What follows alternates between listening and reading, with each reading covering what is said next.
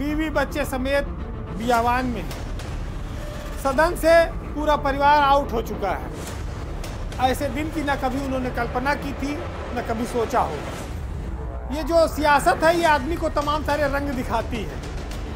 एक टाइम था कि उनकी जेब में सारे कानून हुआ करते थे, कानून की सारी लिस्ट, सरकार की पूरी लगाम सब उनके नीचे होती थी, उनके पैर के नीचे होती थी। उन पर आरोप लगा कि वो दूसरों की ज़मीनें कब्जा करते जा रहे हैं, बहुत सारी ज़मीनें इकट्ठा कर ली हैं। लेकिन अब एक फैसले से उनकी सियासत की सारी ज़मीनें खत्म हो गई। बात उत्तर प्रदेश में बेहद ताकतवर रहे एक ज़माने में आजम खान की हो रही है, जिनके बेटे को 3 साल के भीतर दूसरी बार अपनी विधानसभा की सदस्यता गंवानी पड़ी। तो पहले लोकसभा छीनी, फिर पिता की सदस्यता गई, अब बेटे अब्दुल्ला की भी सदस्यता चली गई। उत्तर प्रदेश में आजम खां का एक वक्त था, एक जलजला था, एक तुनक मिजाजी के लिए उनके इशारे पर लोग हट जाते थे उनके सामने से, उनके गुस्से का सामना नहीं कर पाते थे। रामपुर को बताते हैं उन्होंने चमन कर दिया कि उत्तर प्रदेश में जब बिजली की बहुत क्राइसिस होती थी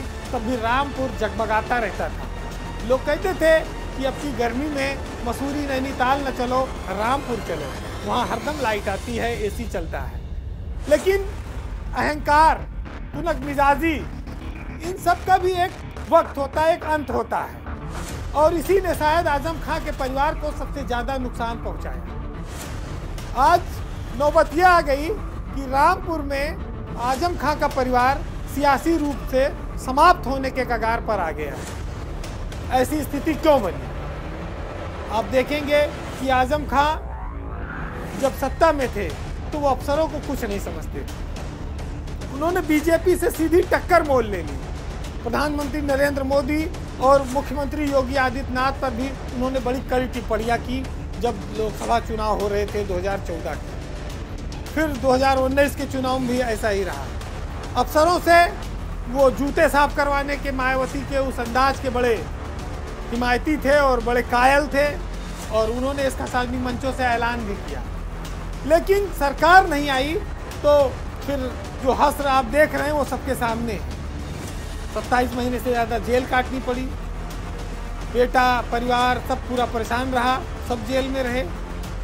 अब दोबारा बाप बेटे दोनों विधानसभा के सदस्य चुने गए 2022 के विधानसभा चुनाव में, और दोनों की सदस्यता बारी बारी चली गई। इस बार मामला मुजफ्फरनगर का है, जब 2008 में पिता पुत्र एक गाड़ी से लौट रहे थे और वहाँ पर चेकिंग के नाम पर कुछ उनको असहजता हुई, जिसके बाद वहाँ धरने पर बैठ गए। बहुत सारे समाजवादी पार्टी के नेता आ गए और उसी दौरान एक मुकदमा लिखा गया, जिसमें इस बार अब्दुल्ला को 2 साल की सजा हो गई और उनकी विधायकी फिर चली गई। तो ये सियासत क्या क्या रंग और दिन दिखाती है, शायद आजम खान ने कभी सोचा नहीं होगा। लेकिन जब से MP MLA कोर्ट आई है, ये फैसले बड़ी तेज करती है और झटके भी बड़े तेज तेज देती है।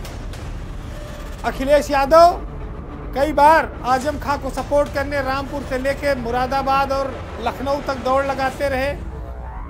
उनका पार्टी में रुतबा कोई कम नहीं हुआ। जब वो जेल से बाहर आए, विधान परिषद के चुनाव में उनकी इच्छा से उम्मीदवार दिए गए।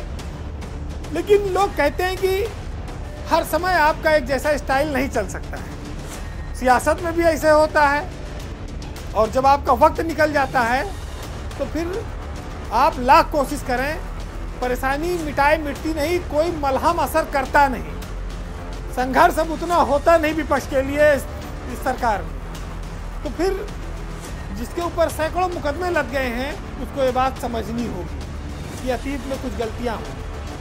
हालांकि आजम खान का कद ऐसा रहा है कि उन पर कुछ मुकदमे ऐसे लगे जिन पर आपको सुनकर और देखकर हंसी आएगी। कभी मुर्गी चोरी का, कभी किताब चोरी का। तो बीजेपी से उनकी जो ये टकराहट रही, उसका बड़ा भारी खामियाजा आजम खां और उनका परिवार आज भोग रहा है। इसी वजह से आज वो आसमान से ज़मीन पर आ चुके हैं, अर्श से फर्श पर वो पूरा परिवार है। विधानसभा, लोकसभा, किसी भी सदन से उन सब की पूरी सदस्यता उनकी ख़त्म हो चुकी है। सियासत में उत्तर प्रदेश में ऐसा कभी कोई उदाहरण नहीं रहा है। उनकी राजनीतिक हैसियत लगातार कम हो रही है। पार्टी में भी आगे चलकर क्या स्थिति बनेगी ये कहा नहीं जा सकता।